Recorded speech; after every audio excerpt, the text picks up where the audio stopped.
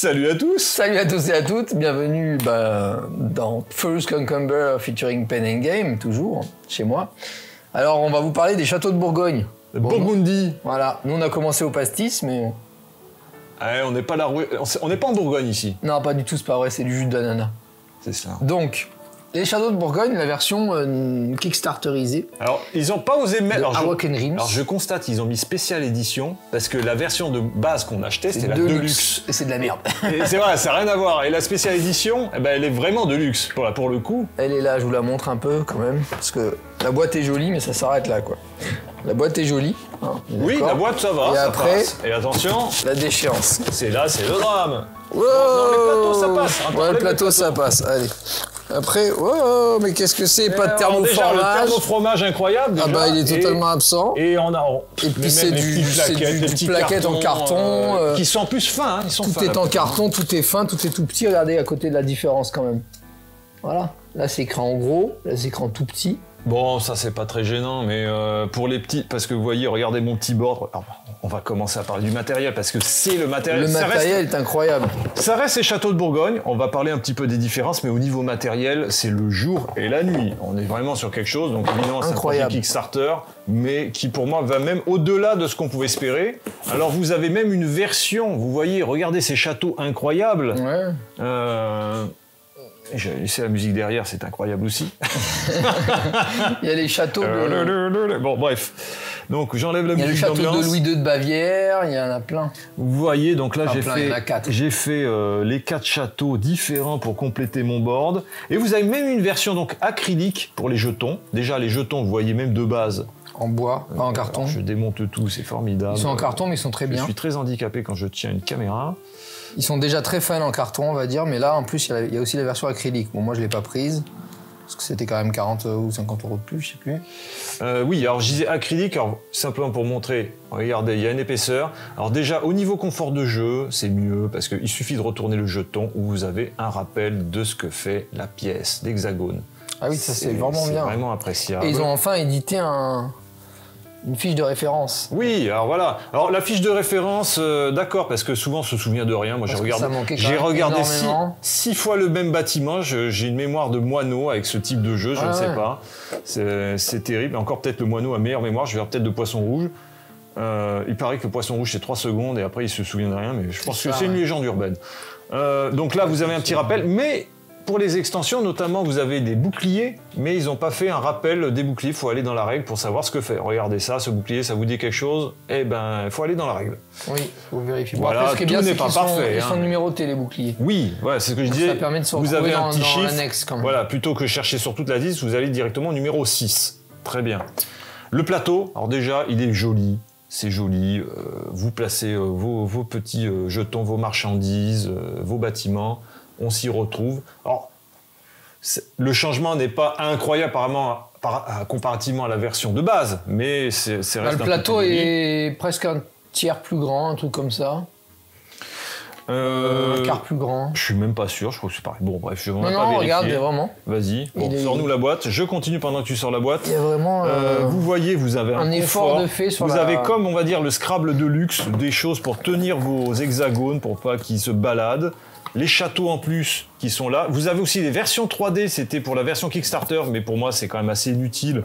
Vous avez le bateau en 3D, comme les châteaux. Bon, ça crée un diorama, je ne l'ai pas vu en vidéo. Il y a un tiers, un quart. Ouais, non, à quoi? Non, tu exagères. Mais qu'est-ce que... Un cinquième, j'en sais rien. Non, il y a à peine une différence. Non, il y a à peine une différence. Bah, il est plus clair en tout cas, il est plus lisible. Ok, vous avez des vraies pièces, bon ça c'est toujours après ça avoir des vraies pièces en main. Mais... Si regarde, parce que regarde par exemple les trucs elles sont plus grandes, elles sont un tiers plus grandes clairement. Mais non mais parce qu'il y a le bord blanc. Tu fais rentrer la petite dans le... Pour moi au niveau taille je ne vois pas de différence pour le plateau particulièrement. Vous avez alors le matériel incroyable, vous avez aussi des petites figouses, regardez ça, ce petit buste.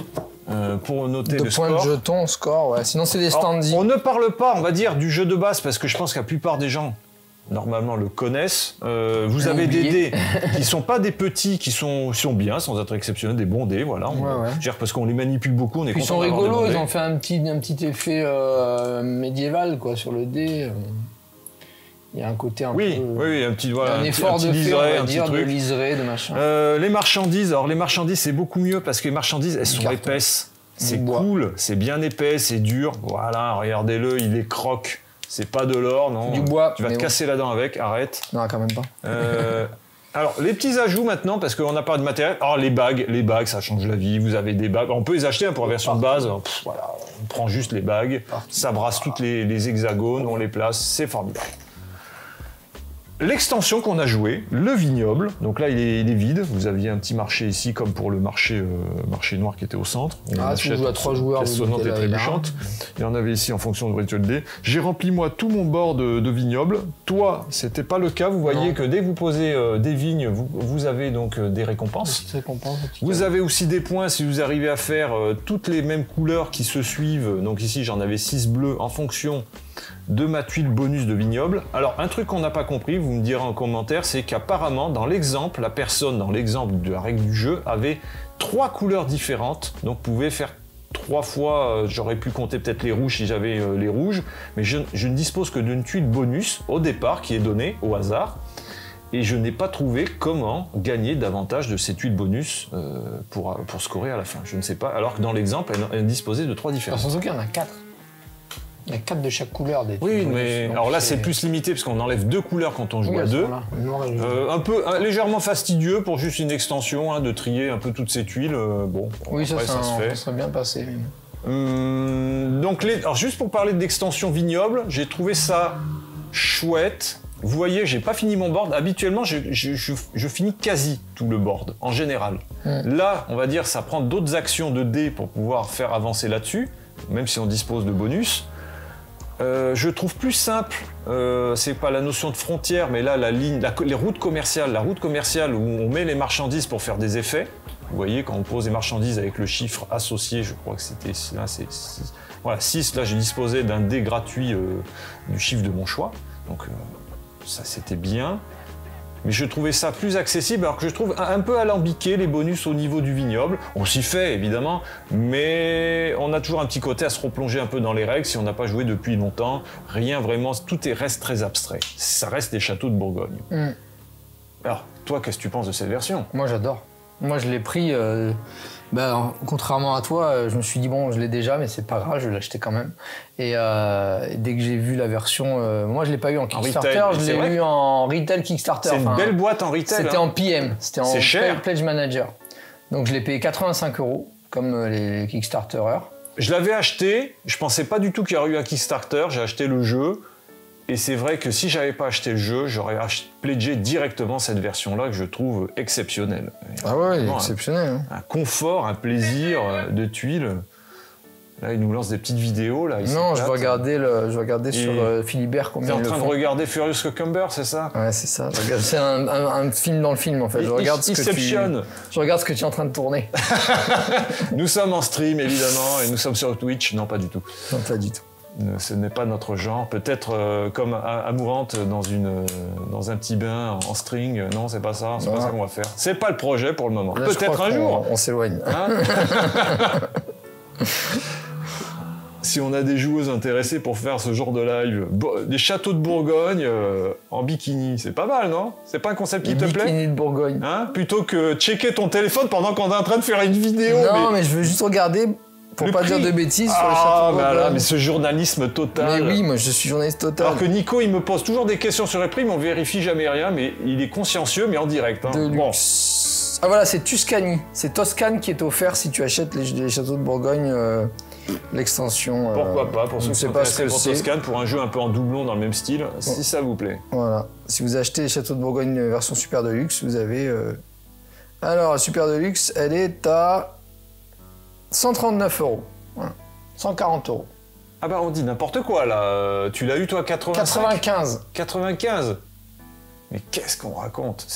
Mais parce que moi je l'ai eu dans le Pledge Manager en fait. Mais un Pledge Manager qui a duré presque 4 mois. T'avais les taxes et t'avais les frais de port encore. Non, il n'y avait pas de frais de port. Bon, bref. Il n'y avait pas de taxes, il y avait frais de port. Ça n'intéresse personne, donc on est sur une boîte à 140 boules, donc oui, évidemment, si on n'avait pas le matériel, ce serait quand même décevant. Mais même pour 140 boules, ça le vaut, je trouve. Non, là, pour moi, 140 boules, c'est trop cher.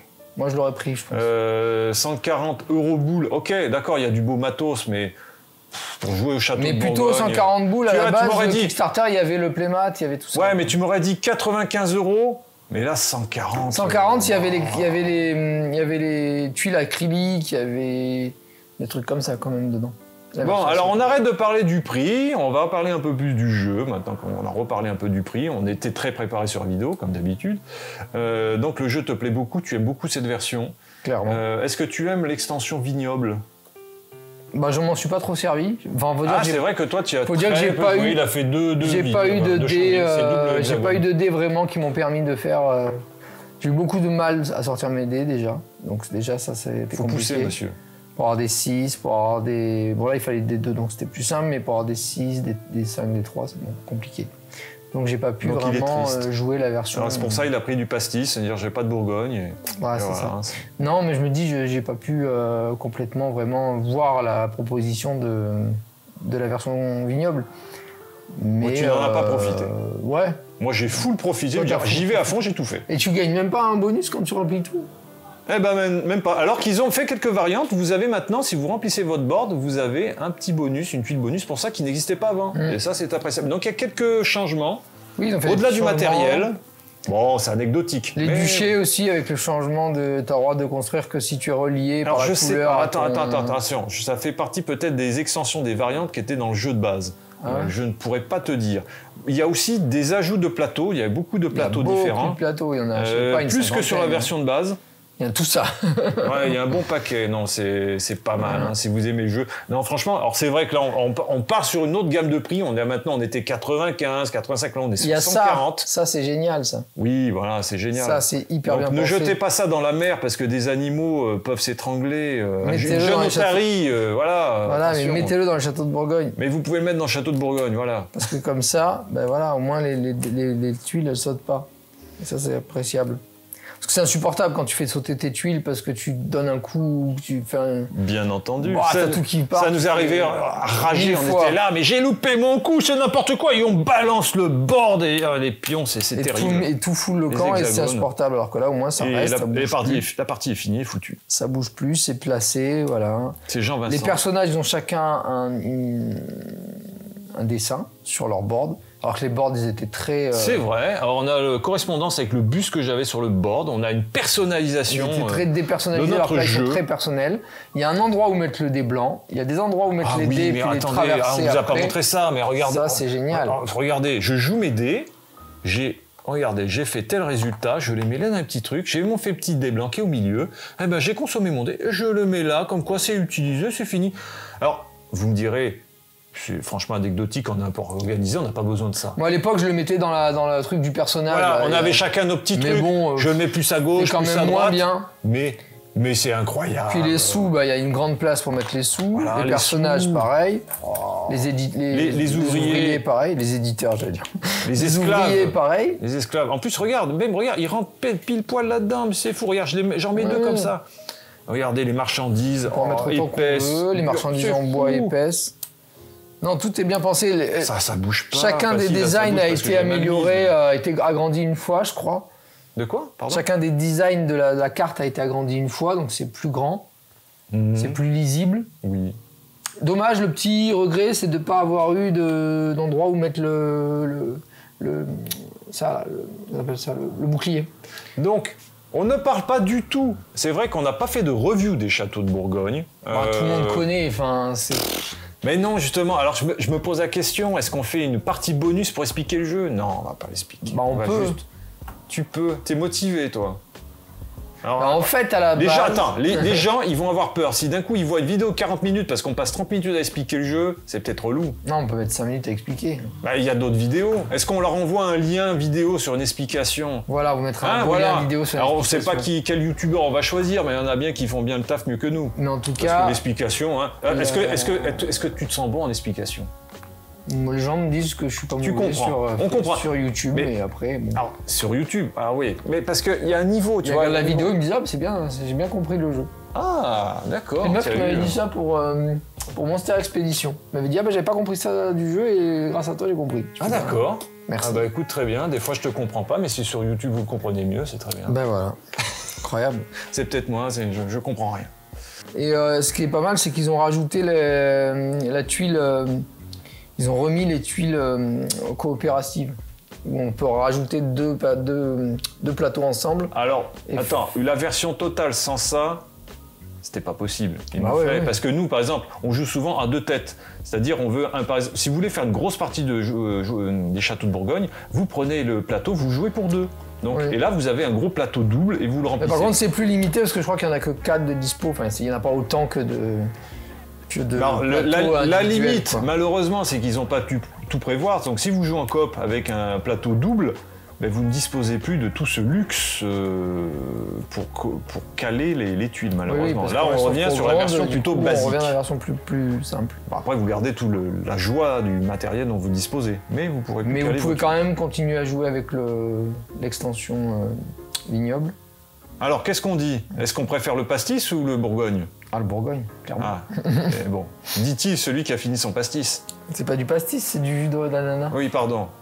Bon, ben on va attaquer le Bourgogne et on vous laisse. Ça va. Allez, bisous, ciao. YouTube. Ciao.